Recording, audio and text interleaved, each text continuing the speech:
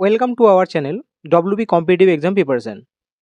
আজকে আমরা ডব্লিউবি পরীক্ষার জেনারেল নলেজ এবং জেনারেল অ্যাওয়ারনেস বিষয়ের বেশ কিছু সম্ভাব্য প্রশ্নগুলি আলোচনা করব, যে প্রশ্নগুলো হয়তো তোমরা পরীক্ষায় হুবাহুব কমনও পেতে পারো। তো চলো শুরু করা যাক। আজকের প্রথম প্রশ্ন, জাতীয় পর্যটন দিবস কবে পালন করা হয়? এ 25শে জানুয়ারি, বি 29শে জানুয়ারি, সি 23শে জানুয়ারি, ডি 21শে জানুয়ারি। তো জাতীয় পর্যটন দিবস পালন করা হয় অপশান এ 25শে জানুয়ারি। তো 25শে জানুয়ারি আর একটা দিন হিসেবে, বিশেষ দিন হিসেবে পালন করা হয়, সেটা অবশ্য মনে রাখবে, সেটা হচ্ছে ন্যাশনাল ভোটার্স ডে। পরের প্রশ্ন, ভারতের গণপরিষদের প্রথম সভা অনুষ্ঠিত হয়েছিল কত সালে? এ 9ই ডিসেম্বর 1946 সালে, বি 10ই ডিসেম্বর 1946 সালে, সি 23শে ডিসেম্বর 1946 সালে, ডি 26শে ডিসেম্বর 1946 সালে। এটা সঠিক উত্তর হবে অপশান এ 9ই ডিসেম্বর 1946 সালে। পরের প্রশ্ন, সার্কের সদর দপ্তর কোথায় অবস্থিত? এ বাংলাদেশের ঢাকা, বি ভারতের আমেদাবাদ, সি নেপালের কাঠমান্ডু, ডি ভুটানের থিম্পু। তো সার্কের সদর দপ্তর অবস্থিত অপশন সি নেপালের কাঠমান্ডু। তো সার্ক গঠিত হয়েছিল 8ই ডিসেম্বর 1985 সালে। তো সার্কের অনেক সময় আবার সার্কের ফুল ফর্মও পরীক্ষায় পড়ে, যেটা হলো south Asian association for regional corporation. সাধারণত আমাদের ভারতবর্ষের যে সমস্ত প্রতিবেশী দেশগুলো রয়েছে সেগুলো এই সার্কের মধ্যে অন্তর্ভুক্ত। টোটাল 8টা দেশ রয়েছে। পরের প্রশ্ন, মরু অঞ্চলের উদ্ভিদদের কি বলা হয়? Mesophyte, xerophyte, isophyte, D electrophyte. এটা সঠিক উত্তর হবে অপশন বি জেরোফাইট। পরের প্রশ্ন, ভারতের তোতা পাখি কাকে বলা হয়? খুব সহজ প্রশ্ন। এ যতীন দাসকে, বি আমির খসরুকে, সি আবুল ফজলকে, ডি হরি সেনকে। এটা সঠিক উত্তর হবে আমির খসরুকে। Option B is the right answer. পরের প্রশ্ন, আয়তনের দিক থেকে পৃথিবীর সবচেয়ে বড় হ্রদ কোনটি? এ সম্বর, বি বৈকাল, সি স্পিয়ান সাগর, ডি চিল্কা। প্রশ্নটা ভালো করে পড়তে হবে যে আয়তনের দিক থেকে পৃথিবীর সবচেয়ে বড় হ্রদ বলেছে, তো পৃথিবীর বলেছে, তাই সঠিক উত্তর হবে অপশন সি ক্যাসপিয়ান সাগর। তো এখানে দেখা যে অপশনগুলো রয়েছে তার মধ্যে সম্বর হচ্ছে আমাদের দেশের অর্থাৎ ভারতবর্ষের সবচেয়ে বড় বৃহত্তম লবণাক্ত জলের হ্রদ, এটা হচ্ছে সম্বর হ্রদ। আর চিল্কা হ্রদ রয়েছে আমাদের বৃহত্তম উপকূলীয় মিষ্টি জলের হ্রদ হচ্ছে চিল্কা হ্রদ। পরের প্রশ্ন, সর্দার বল্লভভাই প্যাটেল ইন্টারন্যাশনাল এয়ারপোর্ট কোথায় অবস্থিত? A Mumbai, B Delhi, C Hyderabad, D Ahmedabad. Sardar Vallabhbhai Patel international airport হচ্ছে আহমেদাবাদে অবস্থিত। আহমেদাবাদে আমাদের একটা বড় ক্রিকেট স্টেডিয়াম হয়েছে, অবশ্যই তোমরা হয়তো সবাই নাম জানো, তার নাম নরেন্দ্র মোদী স্টেডিয়াম, যেটা আগে নাম ছিল সর্দার বল্লভভাই প্যাটেল স্টেডিয়াম। যাই হোক, এখানে সর্দার বল্লভভাই প্যাটেল ইন্টারন্যাশনাল এয়ারপোর্ট কিন্তু আহমেদাবাদে। আবার একটা প্রশ্ন খুব প্রায় বেশিরভাগ পরীক্ষাতেই পড়ে, যে আন্দামানে যে এয়ারপোর্টটা রয়েছে সেটার নাম কি?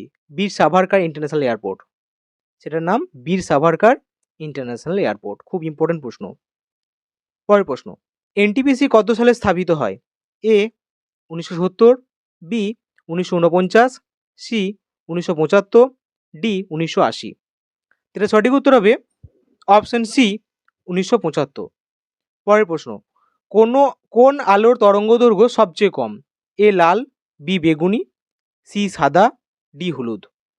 অপশন বি হবে সঠিক উত্তর। পরের প্রশ্ন, কোন ভিটামিনের অভাবে রাতকানা রোগ হয়? A vitamin A, vitamin B, vitamin C, vitamin D. খুব সহজ প্রশ্ন। রাতকানা রোগ হয় ভিটামিন এ এর অভাবে। বিভিন্ন ভিটামিনের রাসায়নিক নামও পড়ে, যেমন ভিটামিন এ এর রাসায়নিক নাম কি? রেটিনল। বি তো B complex, C ascorbic acid, আর ডি হচ্ছে ক্যালসিফেরল, এবং ই হচ্ছে টোকোফেরল। নেপোলিয়নের ক্ষুদ্র সংস্করণ কাকে বলা হয়? Option A Ranjit Singh, B Bijay Sen, C Varahamihir, D এদের কেউ নন। নেপোলিয়নের ক্ষুদ্র সংস্করণ বলা হয় অপশন এ রঞ্জিত সিংকে। যদিও ভারতের নেপোলিয়ন বলা হয় কিন্তু সমুদ্রগুপ্তকে।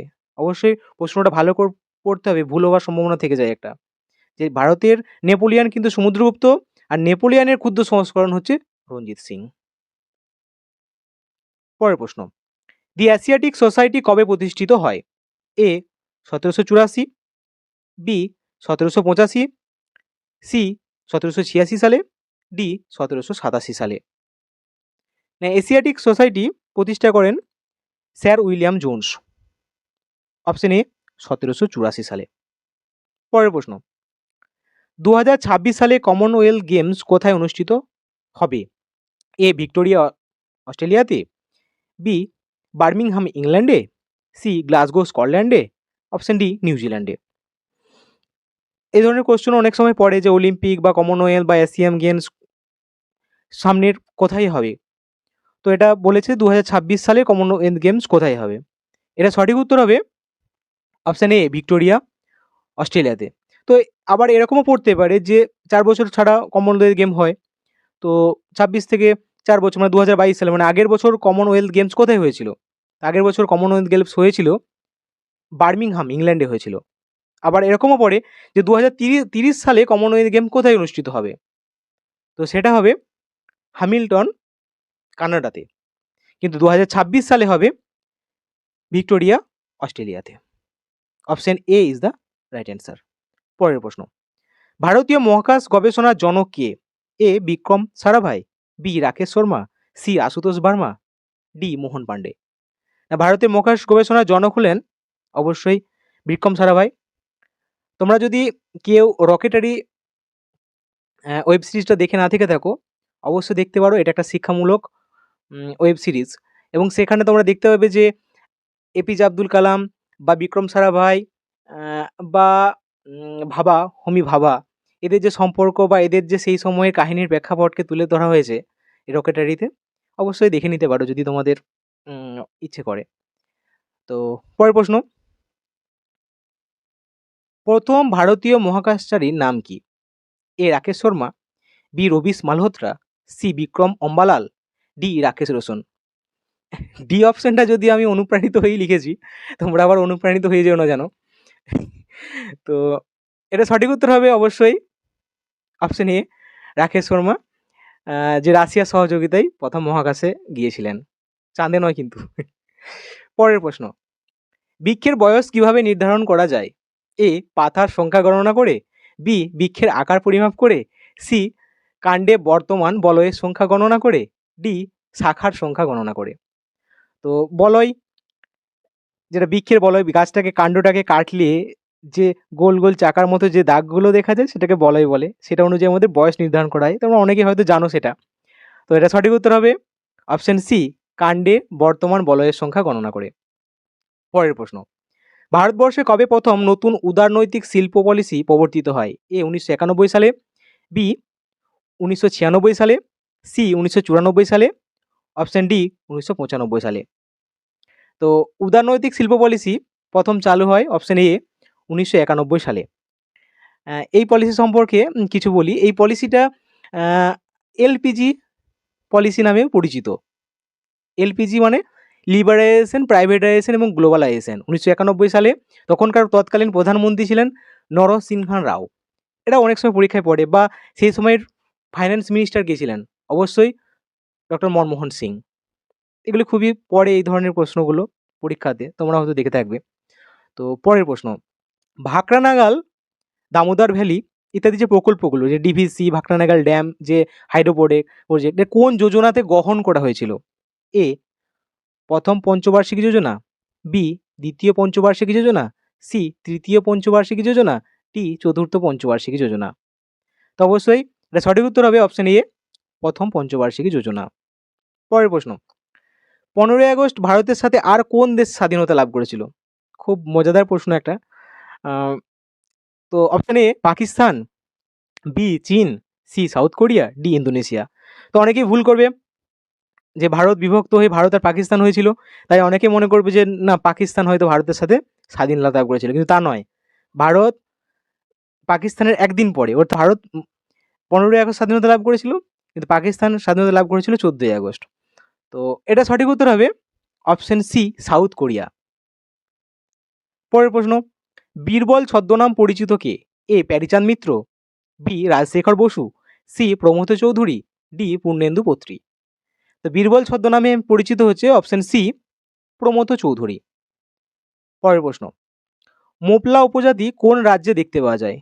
এ Rajasthan, B Orissa, C Kerala, D Jharkhand. না, পরীক্ষায় প্রশ্নটা মাঝে মধ্যেই দেখা যায় যে মোপলা উপজাতি কোন রাজ্যের। এখানে সঠিক উত্তর হবে অপশন সি কেরল। তো মোপলা আমরা কোথাও পড়েছি না, মোপলা আন্দোলন, ইতিহাসে পড়েছি মোপলা আন্দোলনের কথা। ওখানেও সেই মোপলা উপজাতিরাই আন্দোলন করেছিল। 1921 সালে যে মালাবার উপকূলে মোপলা উপজাতিরা তৎকালীন হিন্দু জমিদারদের বিরুদ্ধে আন্দোলন করেছিল, আর প্রজারা ছিল মুসলিম সম্প্রদায়ভুক্ত। যাই হোক, পরের প্রশ্ন, দেহের ভারসাম্য নিয়ন্ত্রণ করে কোন মস্তিষ্ক? এ গুরু মস্তিষ্ক, বি লঘু মস্তিষ্ক, সি মধ্য মস্তিষ্ক, ডি সবগুলোই। এটা সঠিক উত্তর হবে অপশন বি লঘু মস্তিষ্ক। পরের প্রশ্ন, লন্ডন শহরটি কোন নদীর তীরে অবস্থিত? A Thames, B Mekong, C Kaveri, D Yamuna. London শহরটা টেমস নদীর তীরে অবস্থিত। পরের প্রশ্ন, বিজয় হাজারে ট্রফি কোন খেলার সাথে যুক্ত? A hockey, B table tennis, C badminton, D cricket. না, বিজয় হাজারে ট্রফি অবশ্যই ক্রিকেট খেলার সাথে যুক্ত। পরের প্রশ্ন এবং আজকে শেষ প্রশ্ন, বৌদ্ধ ধর্ম প্রচারে কোন ভাষার ব্যবহার করা হতো? এ পালি ভাষা, বি সংস্কৃত, সি হিন্দি, ডি বাংলা। অবশ্যই তোমরা জানো যে বৌদ্ধ ধর্মগ্রন্থ বা বৌদ্ধ পালি ভাষায় রচিত, তাই ধর্ম প্রচারে অবশ্যই পালি ভাষা ব্যবহার করা হতো। তাই অপশন এ হবে সঠিক উত্তর। এই সিরিজের মাধ্যমে আমরা যে প্রশ্নগুলো আলোচনা করছি সেখানে কারেন্ট অ্যাফেয়ার্সকে রাখা হচ্ছে না। কারেন্ট অ্যাফেয়ার্সের জন্য একটা আলাদা সিরিজ বানানো হবে, যেখানে প্রতি মাসের 100টি করে কারেন্ট অ্যাফেয়ার্স 4টে পার্টে, মানে 25টা করে রাখা হবে। 4টে পার্টে, মানে একটি মাসের বেস্ট কারেন্ট অ্যাফেয়ার্সগুলোকে একত্রিত করে 4টে পার্টে বানানো হবে। তাই এখানে কোনো কারেন্ট অ্যাফেয়ার্সের প্রশ্ন রাখা হয়নি। আর যদি তোমাদের এই ভিডিওগুলো ভালো লাগে তো অবশ্যই লাইক করবে, শেয়ার করবে, আর আমাদের সাথে জুড়ে থাকতে এবং আমাদের যে ভিডিওগুলো নিয়মিত আপডেট পেতে অবশ্যই সাবস্ক্রাইব করবে।